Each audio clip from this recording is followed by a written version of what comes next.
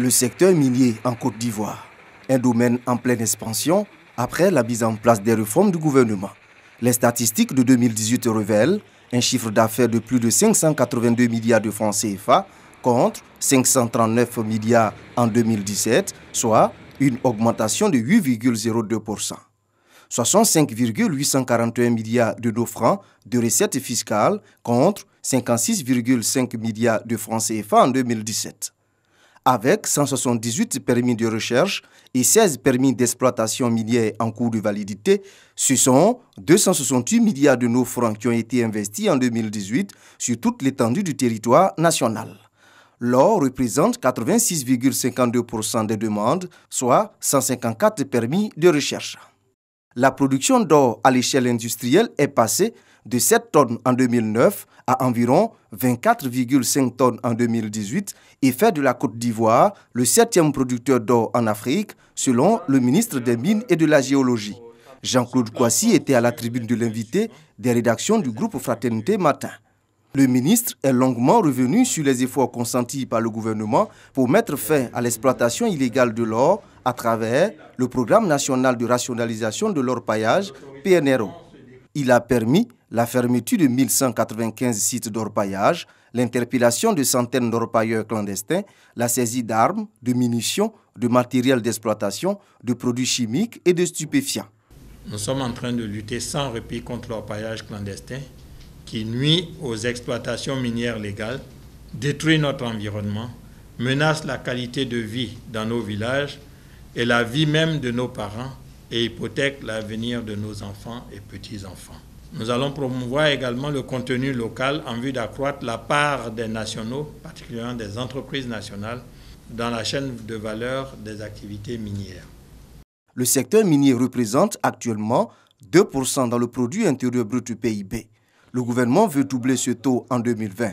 D'énormes défis à relever donc en 18 mois. La réalisation de l'infrastructure géologique en vue d'améliorer notre connaissance et la compréhension des phénomènes liés au sol, au sous-sol et au plateau continental de notre pays, puisque en mer également, nous pouvons faire et nous allons faire des recherches. Nous allons développer les projets miniers clés et transformer sur place les matières premières produites. Nous allons développer le secteur de la petite mine afin d'en faire un secteur économique viable et profitable aux particuliers et aux entreprises qui s'y intéressent. L'activité minière est avant tout une source d'emploi. Plus de 53 000 emplois directs et indirects générés au 31 décembre 2018.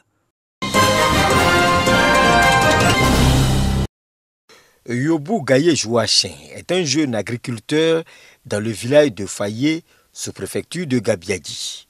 Il a décidé de pratiquer l'agroforesterie depuis quelques années.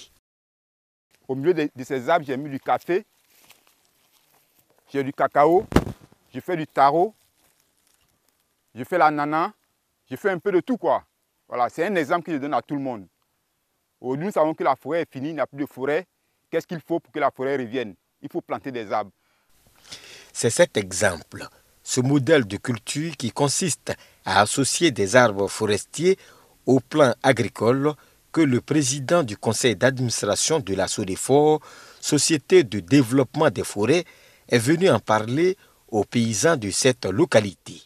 Il s'agit d'une mission de sensibilisation concernant le nouveau code forestier que l'Assemblée nationale de Côte d'Ivoire vient d'adopter.